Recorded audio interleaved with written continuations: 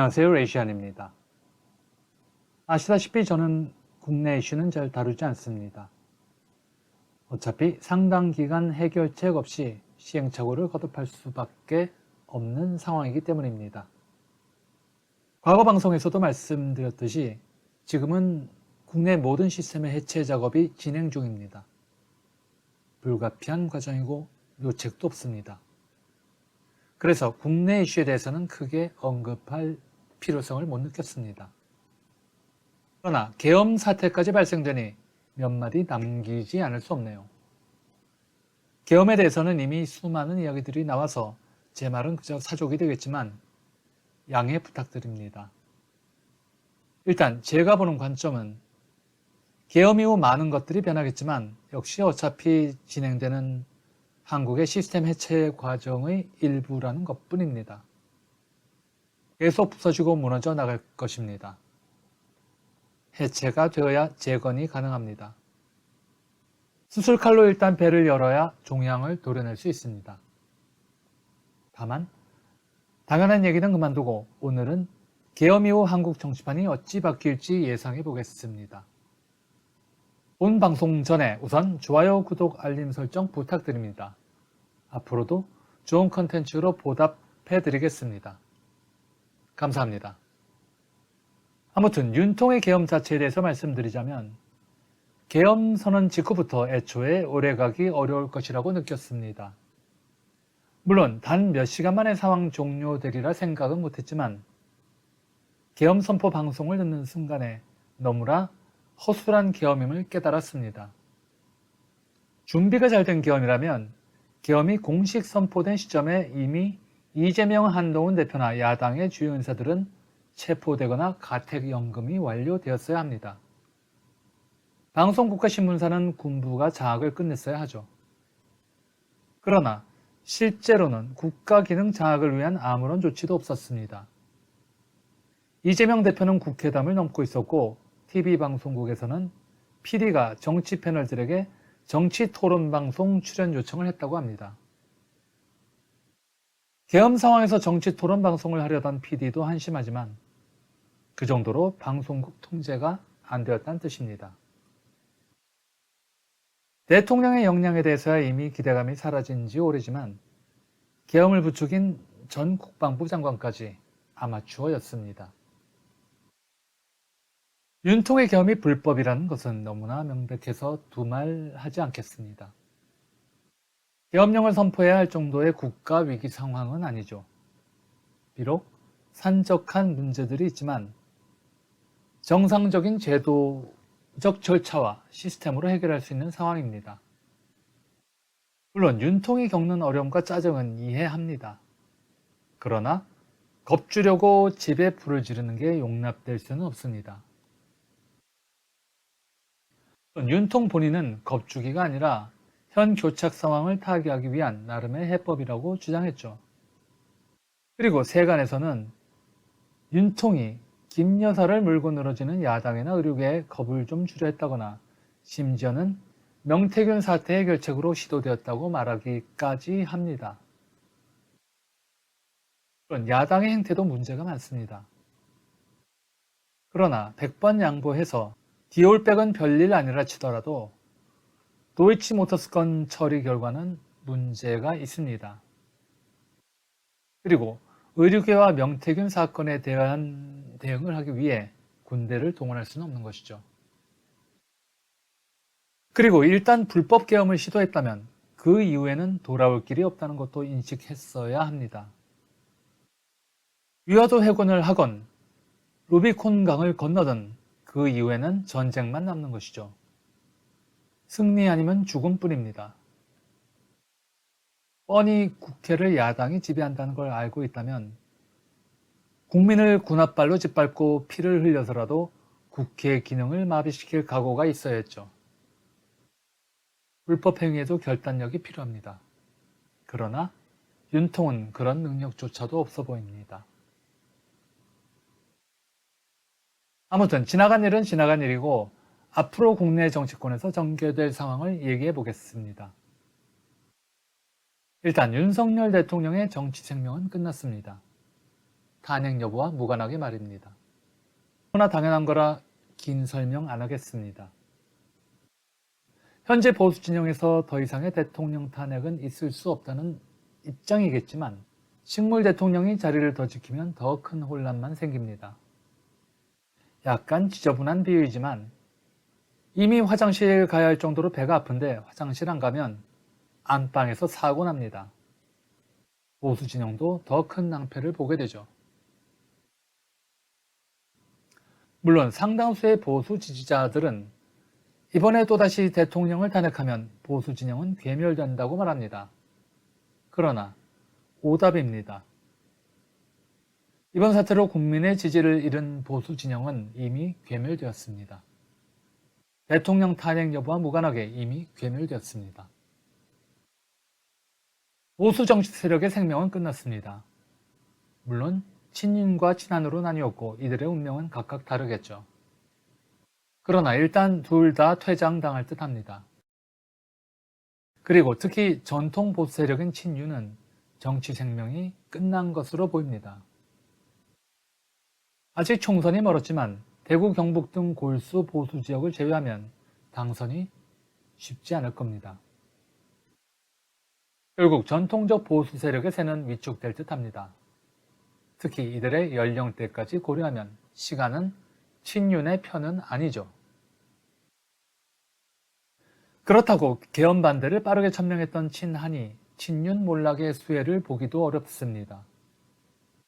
불법 계엄으로 보수 진영 전체가 반란 세력으로 낙인 찍혔죠. 친한이라고 그 낙인에서 자유롭지 못합니다. 게다가 보수 진영 내부에서 친한의 포지션이 애매합니다. 중도 성향인 친한의 지지층 일부는 정치 무관심층이 될 듯합니다. 그리고 골수 보수층은 한 대표를 보수 몰락의 원흉으로 지목할 것입니다. 보수 진영에서 한 대표가 오갈 곳이 없어질 수 있습니다. 이렇게 친윤은 사라지고 친한은 보수 진영 내에서 미움받으면서 보수 정치 세력의 재기까지는 매우 오랜 시간이 걸릴 듯합니다. 그리고 미래에 등장할 보수 정치 세력의 면면은 지금과는 매우 달라지지 않을까 생각합니다. 옛날 사람들은 다 사라진다는 말이죠. 다만 미래의 보수 진영에서 한 대표가 어떠한 입지를 가질지는 잘 모르겠습니다. 미래의 보수가 중도 보수일지 극우일지 미지수이기 때문입니다. 아직은 미래의 일이지만 미래의 보수 정파가 극우 색채를 가질 가능성이 없지는 않습니다.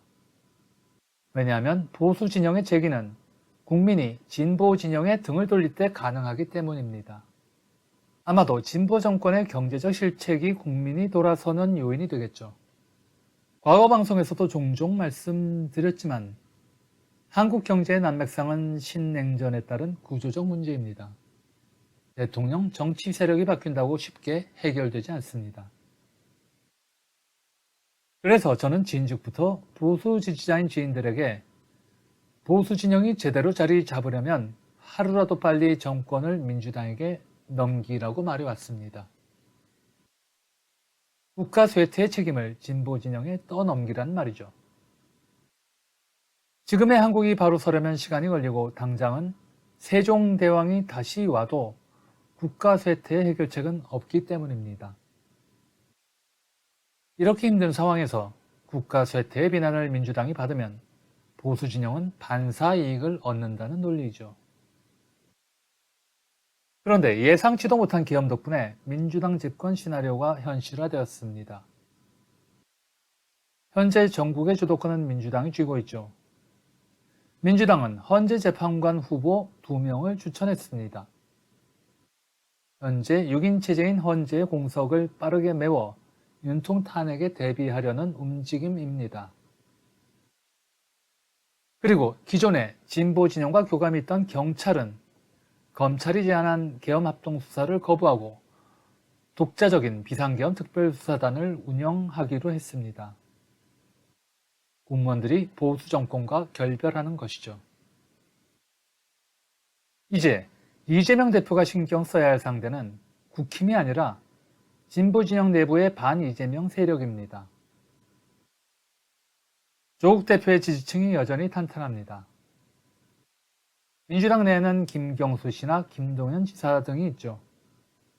반 이재명 세력의 대안들입니다. 이들에 대한 이 대표 지지층의 경계감이 높습니다. 물론 차기 대통령은 이재명 대표가 되겠지만 포스트 이재명을 노리는 권력 투쟁이 있을 듯합니다. 다만 이미 내리막을 걷고 있는 한국 경제는 민주당에게 버거운 짐이 될 것입니다. 이재명 대표가 대권을 주면 진보 진영 인사들은 농공행상의 수혜를 받겠지만 골물대로 곪은 한국의 문제거리들은 하루아침에 해결될 사안이 아닙니다. 민주당은 수많은 비난의 화살을 받을 가능성이 있습니다. 물론 이재명 대표는 보수 진영의 우려와는 달리 그럭저럭 잘 해나갈 겁니다. 이재명 대표의 장점은 유연성입니다. 선거 때에는 나라 곳간을 열어 국민들에게 돈 나눠주자고 말하고 지금은 나라 빚이 많으니 예산을 깎자고 말합니다. 어느 쪽이 본인의 본심인지는 모르겠습니다. 사실 본인도 모를 겁니다. 그러나 서로 상반되는 주장을 하고도 별반 욕을 먹지 않습니다. 정치력이 능수능란하죠. 게다가 탄핵으로 민주당 정권이 조기에 수립되면 외교적으로는 크게 나쁘지 않습니다. 트럼프만 고려한다면 말이죠. 사실 윤통은 트럼프와 결이 맞지 않습니다. 윤통은 신냉전의 진영 논리에 집중하는 반면 트럼프는 전쟁을 강제 종식시키려 하기 때문이죠. 오히려 원칙에 얽매지 않고 유연하게 처신하는 이재명 씨가 트럼프의 혼란스러운 행보에 잘 적응할 수 있습니다. 중국에 적당히 쉐쉐하다가 미국에도 눈치껏 땡큐하는 식이죠. 결국 세상은 돌고 돕니다. 희귀동소라는 말씀을 한 분이 있었죠. 행운과 불행은 한자리에 있다는 뜻입니다.